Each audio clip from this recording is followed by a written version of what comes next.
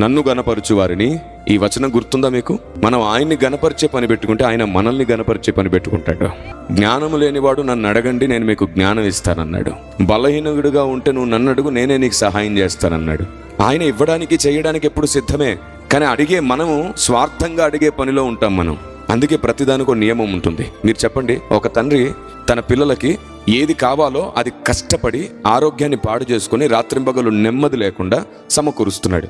ఆ పిల్లలు తమ గొప్ప పేర్ల కోసం తమ స్నేహితులకు సహాయం చేస్తున్నారు అనుకోండి, ఏమనాలి అలాంటి పిల్లల్ని? మంచి మనసున్న పిల్లలు అనాలా? ఏమనాలండి కదా? బుద్ధిహీనులైన పిల్లలు వాళ్ళు, బుద్ధిహీనులు. దేవుని ప్రజ, ఎందుకు బుద్ధిహీనులు అన్నానంటే, వారికి ఇచ్చిన దాన్ని వాళ్ళు తమ కోసం సరిగ్గా వాడుకోకుండా గొప్ప పేరు కోసం నలుగురికి చేసి మళ్ళీ అయిపోయింది నా దగ్గర లేదని తండ్రినే ఇబ్బంది పెడుతున్నారు.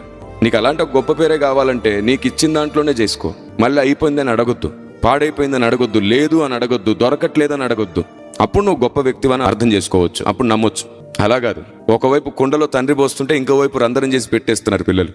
ఇంకా అది అయిపోదు, ఈయన పోస్తూనే ఉండాలి జీవితకాలం. ఇలాంటి పద్ధతి వల్ల ఏమవుతుందంటే రావలసినవి సమయానికి వచ్చినా దాటి వెళ్తుంటాయి.